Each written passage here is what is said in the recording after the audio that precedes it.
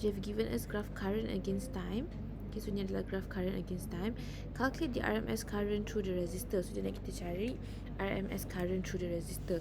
So daripada graph ni there are two values yang kita boleh dapat. So this is the first value, yang ini adalah sebenarnya I0 kita. Okay, so this is I0 and this is our period time taken for one oscillation. Okay, so untuk kita calculate the RMS current, for us to calculate the RMS current, kita akan guna IRMS equals to I0 bahagi dengan cert 2. Okay, so I0 kita is 0.06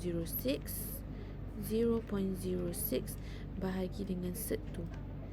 So IRMS equals to when you press your calculator, you will get the IRMS 0.042 ampere. Okay, so yang ni adalah graph R circuit sebab dia alternating current through a resistor. So dia adalah R circuit lah. Okay, so the next question, calculate the peak voltage across the resistor. So untuk calculate peak voltage, kita boleh guna V0 equals to I0 R. Sebab dia adalah R circuit, so kita boleh guna R lah. So for us to calculate the peak voltage, kita masukkan nilai I0 which is 0.06 and then the nilai of the resistor which is 220. So V0 akan sama dengan 13.2 volt. Okay, so that is the value untuk peak voltage. Okay, soalan yang ketiga, state the equation of voltage across the resistor. So kita state equation of voltage across the resistor. So kita tahu ni adalah R circuit. Bila R circuit, VR sama dengan, sebab phasor diagram dia sama je dengan current. So this is your VR. So VR equals to V0 sin omega T. Okay, so equation across, so VR equals to V0 sin omega T. So we have to find the omega lah. Macam kita nak cari omega, kat sini kan kita ada period, so we can use the period untuk cari omega. So omega equals to 2 pi over T. So omega equals to 2 pi bahagi dengan 40. Awak akan dapat omega equals to 50 radian per second. So you just have to substitute in your value. V0 is 13.2. So 13.2 sin 50 pi sin 50 pi T. So this is your VR. Then you have to state where V is in a volt and T is time in seconds. Okay, so that is for question number 19A. So the marks would be given I0, okay, the RMS current, 1 mark for your RMS current, 1 mark for your substitution. Okay, and untuk peak voltage pun sama, 1 markah substitution, 1 markah final answer. And then state the equation. Untuk equation pun sama, 1 mark for your equation, 1 mark for your statement, 1 markah untuk omega. So total 1, 2, 3, 4, 5, 6, 7 markah untuk 19A. Okay, so mesti teruskan kepada 19B. 19B dia bagi equation a sinusoidal voltage. So this is the equation for voltage, 20 sin 50 pi T applied through a series RLC circuit with R equals to 670 ohm. This is your L and this is your capacitor. Calculate the impedance of the circuit. Okay, calculate the impedance of the circuit. So untuk calculate impedance, first kita cari dulu XL and XC. Okay, sebab sekarang dia adalah RLC circuit, so kita cari dululah XL and also XC. So XL kita tahu formula for XL is omega L, which kita boleh tulis dia sebagai 2 pi FL. Okay, so 2 pi frequency is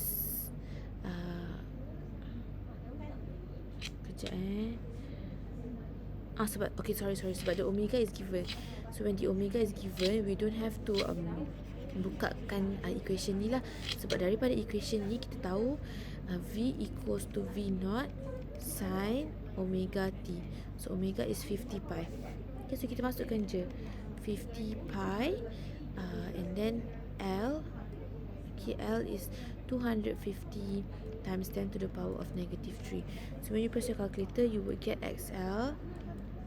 Okay, you will get XL equals to 39.27 ohm. Okay, so that's the formula for XL. Okay, next for XC, XC equals to 1 over omega C. So 1 over omega, omega is 50 pi, and C is the capacitor, 47 times 10 to the power of negative 6. So when you press your calculator, awak akan dapat XC equals to 135.45 ohm. So if you compare, this is your value for XL, this is your value for XC. So if you compare, kita nampak XC is bigger than XL. Okay, so untuk cari impedance, Z equals to R squared, dan kita ambil tambah dengan XC tolak dengan XL squared, sebab XC lagi besar daripada XL. So we substitute in our values. So resistance is 670 ohm squared plus XC is 135.45 minus 39.27 squared. So when you press your calculator, you would get the impedance to equal to 676.9 ohm. Okay, yang itu untuk cari impedance. Untuk cari phase angle kita boleh guna cos phi equals to R over Z. Okay, so kita dah tahu nilai R kita, and also kita dah tahu nilai Z kita. So we can just substitute in the values lah. So R is 670 and Z is 679.9. So when you shift cos, you akan dapat phi equals to 8.17 degree. That's for the phase angle. Okay, and then untuk soalan nombor 3, the frequency of the AC source is adjusted until it draws the maximum current. Okay, please highlight the word maximum current. Maximum current shows that Z is minimum. Okay, maximum current shows that sebenarnya Z kita adalah minimum. Z kita adalah minimum bila dia sama dengan R. Dan bila Z sama dengan R, sebenarnya what happens is resonance. At resonance, sebenarnya XC sama dengan XL. So calculate the frequency supaya kita dapat XC sama dengan XL. So kita gunalah formula for resonance frequency, which is FR equals to 1 over 2 pi square root LC. Then you substitute in your values. 1 over 2 pi square root L is 250 times 10 to the power of negative 3, and your capacitor is 47 times 10 to the power of negative 6. So when you press your calculator, awak akan dapat resonance frequency is 46.4 Hz. Okay, so that's your formula untuk resonance frequency. Okay, when the frequency of the AC source is adjusted, does it change the power dissipated by the circuit? Okay, does it change by the power?